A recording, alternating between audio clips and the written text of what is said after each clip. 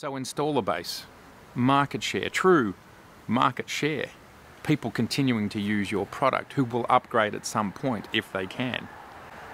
We shouldn't be looking at 1 quarter or 1 year. We should be looking at 5 or 10 years. Because there are still people with cameras that old still waiting to make their next move. We don't know. I really want to talk about today that the fact that there is a lot of different reasons and a lot of different ways to assess data, and time and data can really change what data looks like. And sometimes I think we forget and we just look at data today and we don't look at data across a long period of time, and that can hide things that might change the analysis of the data. This is just an opinion piece on how I think the world looks, and there are no winners or losers here. There is just a very tough climb to the summit for everybody. G'day everybody, how you going today? Grey skies. Grey skies.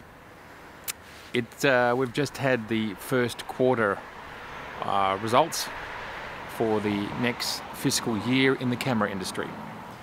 And I don't want to go through those numbers. That's not what I want to do. What I want to do today is talk about overall sentiment and talk about the decisions we make and talk about really the very, very large amount of things that we actually don't know anything about.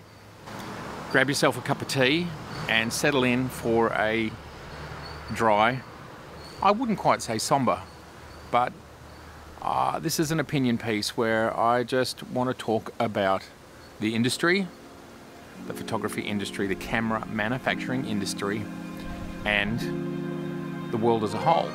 And there's so much we don't know. Let's dive in.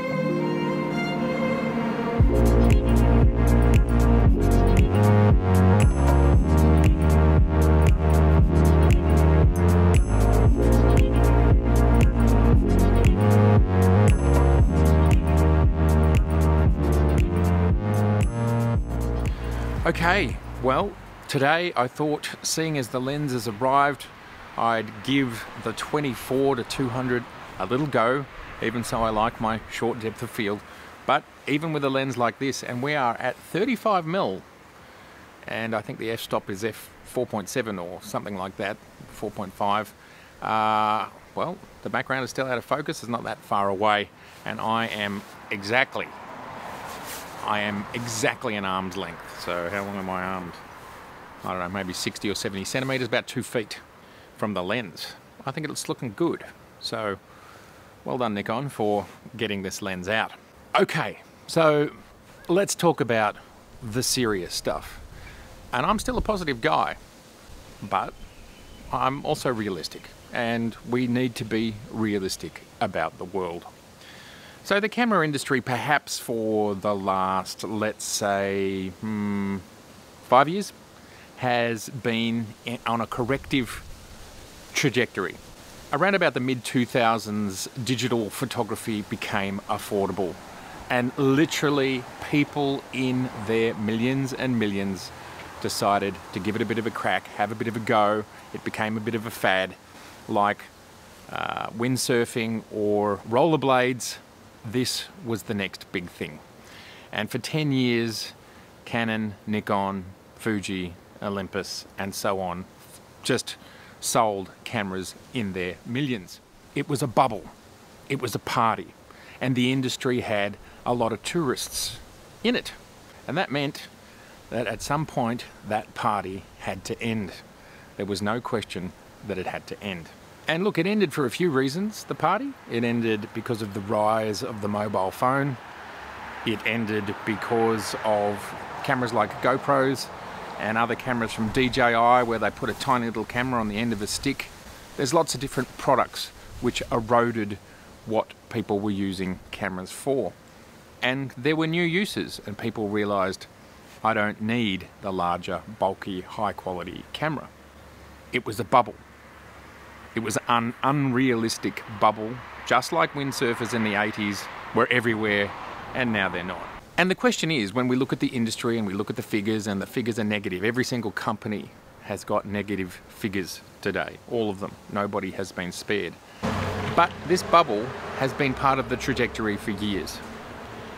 And eventually we will meet the floor of this bubble. The bottom will bottom out, where professional photographers and enthusiasts, just like there are professionals in car racing and enthusiasts in car racing, just like there's professionals in all sorts of niche areas. So we were heading towards that floor, and I think we were getting pretty close to the bottom of the bubble. We were returning to a time in perhaps the 1980s or the 1990s, where if you go and look at the charts, you'll see that camera sales were diminutive compared to, say, 2010. So the industry has seen itself, and it knows, especially companies like Canon and Nikon, those that have been here for many decades, they know what the industry used to look like. They know how to run their businesses when the industry is that size. So the correction had to happen. So when there's talk of market losses and so on and so forth, everybody's going backwards. Everybody's going down. And that's a lot of what was happening before C19 came along.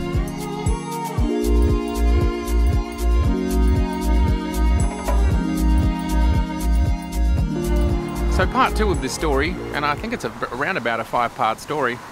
Part two is market share.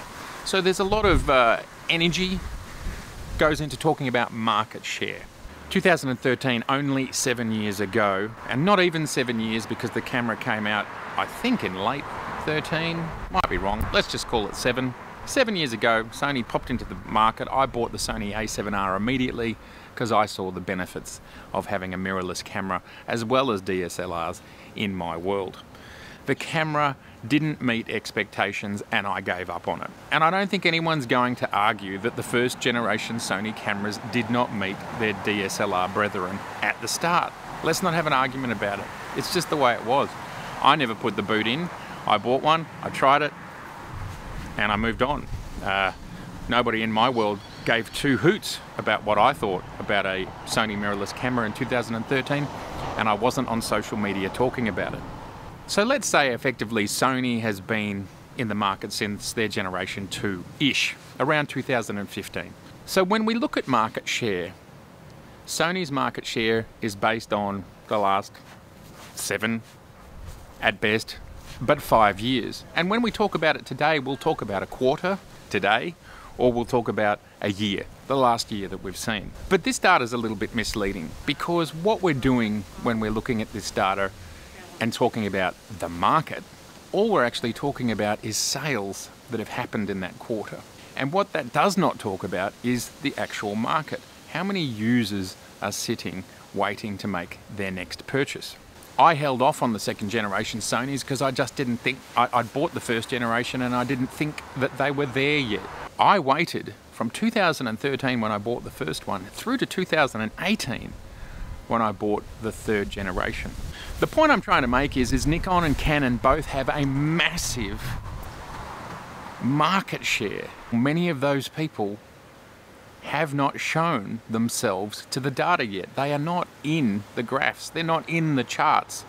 They've been holding onto their camera for 3, 4, 5 years. And what did they do? Well, let's say they bought their last camera in 2016. We're all seeing the rise of mirrorless. It's happening.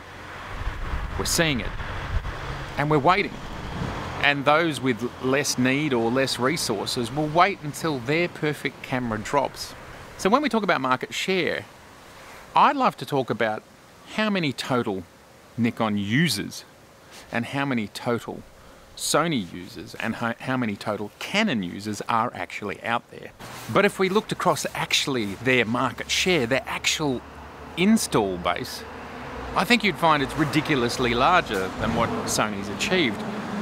So talking about market share in a given quarter or a given year just across the last effective 5 years of Sony doesn't actually reveal the full picture of market share, of installer base. I don't think anybody knows. And this is the point of this video.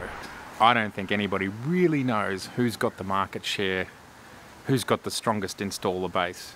Who's most interested in holding on to their legacy glass and continuing to use it? Statements like that are brushed aside very easily by trolls and naysayers. But the reality is, as the world changes and we want to get more out of what we have, the legacy glass, the legacy accessories continue to have an importance and a life. So installer base, market share, true market share, people continuing to use your product who will upgrade at some point if they can. We shouldn't be looking at 1 quarter or 1 year. We should be looking at 5 or 10 years.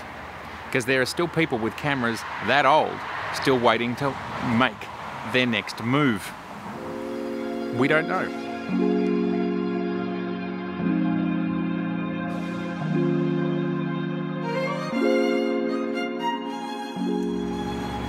Another thing we genuinely have no idea about is the sentiment of the company, the sentiment of the board, their will, their strength, their pride.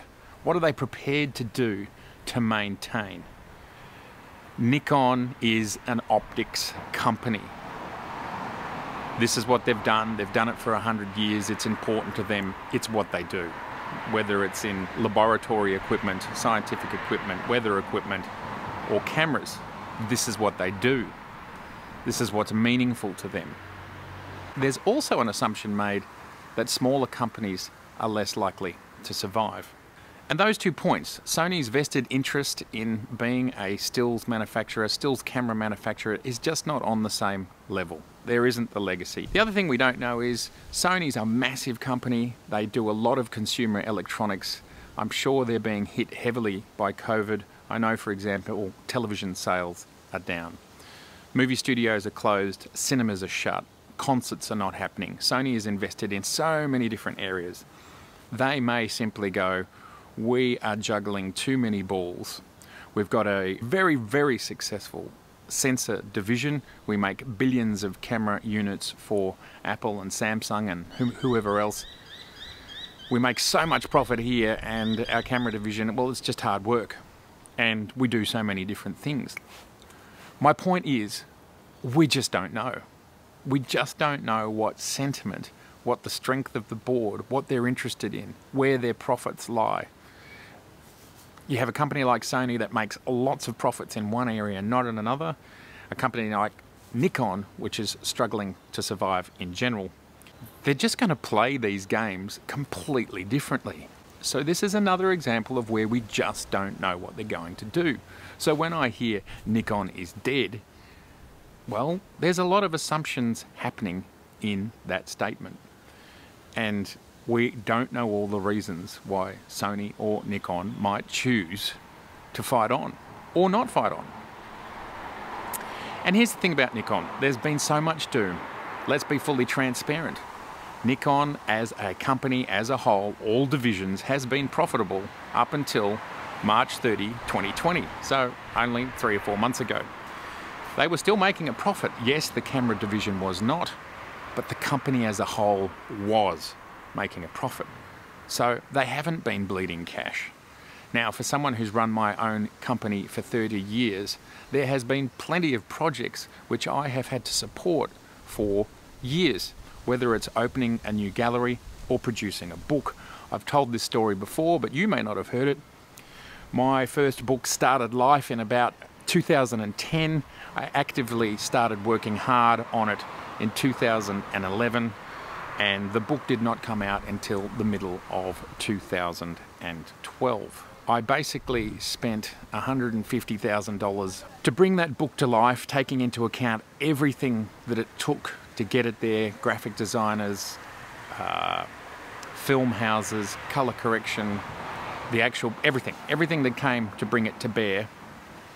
It cost me $150,000 to bring it to life. Now, it took me another 18 months after publication to turn a profit. In other words, to recoup the expenses spent to get to that point and then actually start making money. So that's 4 years. 4 years I was pouring money into something that didn't show me a cent of profit. Now, this story is completely normal for companies where they start something new and they have to pour cash in until it turns a profit. And for me, I never knew if it was going to work out or not. Neither does any company. We all just have to fight for the future. And I realised that retail, back in 2010-11, retail and galleries was not the place to be. This was after the global financial crisis. And I decided that I need to have faster moving product, which had further reach, lower touch. And that's why I moved into publishing expensive large format books. I'd already been doing calendars and cards and things, but the profit returns weren't so high. So I rolled the dice, spent a lot more money, but the rewards were there. I'm a tiny little company, but look at someone like Tesla. If we look at their market share and look at what they've been doing, they have not turned a profit for a decade, and in the last year they're turning profits. So they're investors, and they kept working at it. Even so, the balance sheet, if you just looked at the balance sheet, you didn't look at technological trajectories, you didn't look at sentiment, you didn't look at the environment, if you didn't look at all the other factors, if you just looked at the balance sheet, which is what so many people do, you'd think, well, what's Tesla doing? Now they are valued as the most valuable car company in the world. Even so, they sell like 1% of cars. There are a lot of things that don't make sense. And again, with this point, I'm simply saying we don't know how long Nikon, the rest of Nikon, would support the camera brand side of it. And another thing we don't know, just as a side note, is they're just about to drop a whole lot of products. And I did the maths. If they make $2,000 out of each lens, each 70 to 200 2.8 lens, and they sell 100,000 of them, that's $200 million just in that lens. Now, I don't exactly know how much of a lens sale they get, but my estimate is the retailers only get something like 30%.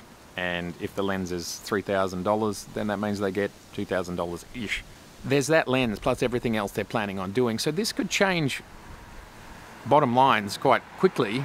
And if you're cutting costs and suddenly making a lot of profit, which is basically what happened with my book, once all of the research and investment had been completed and the product made, and then you actually get to sell it, suddenly the equation flips. Now, I know it's more complicated and they've got more products happening in a row and so on and so forth, but things can change quickly. So, the company's strength, the board's sentiment, we don't know. And we also don't know what their parent company might do. We just don't know. The Mitsubishi group is absolutely massive, and really they could solve this with the wave of a hand in reality. And the other thing that's interesting about Japan is their capacity to borrow money extremely cheaply. And that's also something where if you can just continue to get access to cash, you can hold on for a very long time until the storm has passed. Which leads me to the next curveball, which again, nobody has any idea. And for someone to state that one company is going to die over another, it's just making stuff up, and that's COVID-19.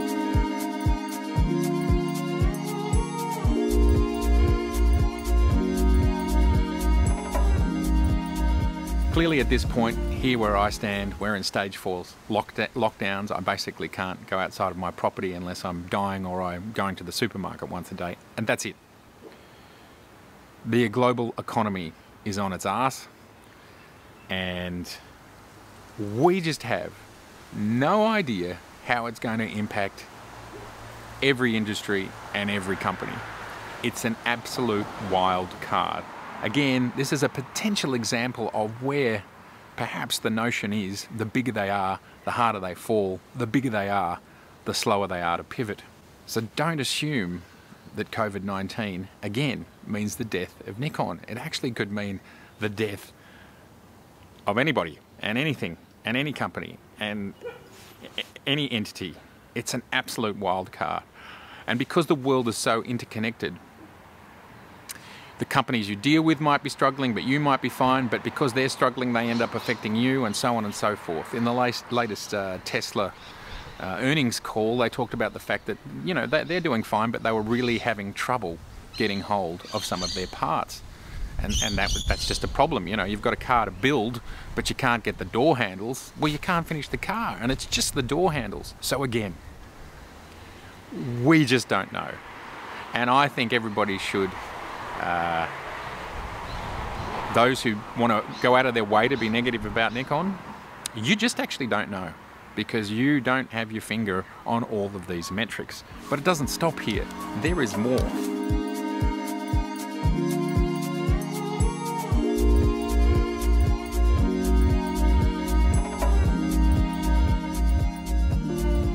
Hearts and minds. So much of how the world works today is actually sentiment. How do we feel? What do we gravitate to? Where do our allegiances lie? And something that Sony and Canon in their own separate ways have been really good at is their marketing and stealing thunder. And we've seen it with the latest two releases, the A7S III and the Canon R5.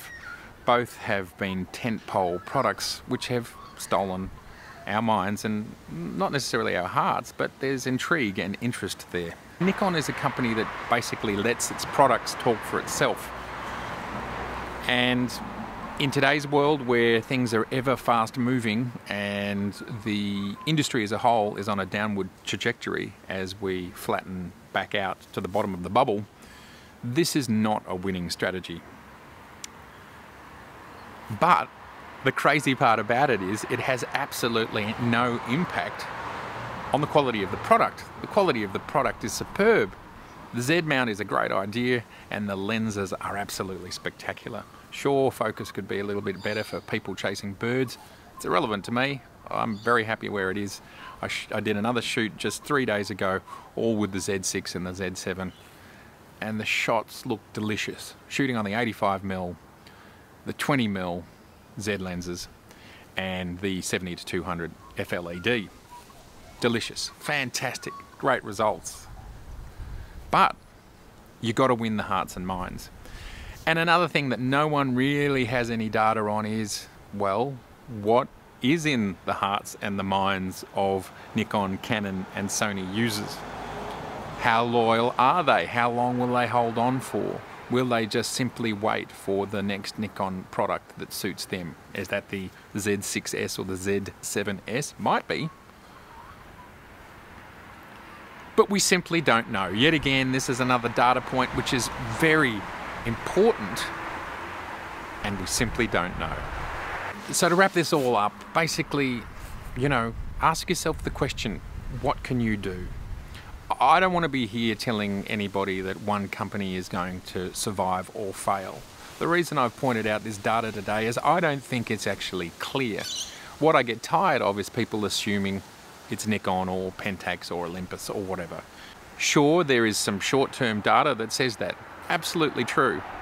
But if you look at the market and you understand how the camera market works and what people's actual buying patterns are, and you think about the board's sentiment, and you think about whether Sony just cares enough, the company as a whole. These are just examples. I don't want to say anyone is or isn't going to survive. There is a possibility that the whole industry within 10 years doesn't exist, I suppose. I don't know. Because I think the COVID-19 thing is an absolute wild card, which is, in some places and industries, like retail, some retail, it's just cutting it in half. We just don't know. What can you do? Well, think with your mind, think with your heart, and whether you love Canon, Nikon or Sony or whichever other brand, invest in them. They all need your help. Every brand needs your help right now. Make a choice, invest. Send a signal that you're still here. That's what I would do. And I don't care which brand it's for. This video is about saying we actually just don't really know what's going to happen. There are so many variables on a global scale in people's sentiment, in how long they hold on to a camera, in not understanding the board of directors, in not understanding legacy. We just don't know. But we have a chance now. If you do love a certain company, let them know you're still here and you're still interested. That would be my advice. this is just a little opinion piece from me, basically saying there are so many data points at play here, and really these companies, you compare the top three, they're not actually the same. You're ultimately not comparing apples with apples. Even so, at the end of the day, they all make cameras, but why they do it, how they do it, what their fortitude is actually completely different. I'm not going to tell you what to do. Make a decision with your heart and your mind. Let the company that you love know that you're still here, you still want to be involved. At the end of the day, this is about photography, and all of us have astonishing tools in our hands, and that hasn't stopped. And as soon as we can get back outside there and do that, we will, and we still love that. So let's not lose sight, whichever companies don't make it to the other side of this, let's not lose sight that the camera that we have today will still do brilliant stuff. There's just no camera that won't. Unless you're leaving it in your bag and you're busy talking about it and you're not busy using it. Thanks for listening to my opinion, and as always, it's so good to see you. And if this is your first time here, it is so lovely to meet you. I look forward to seeing you again. Please subscribe, please share, please like. Look after yourselves. I'll see you later.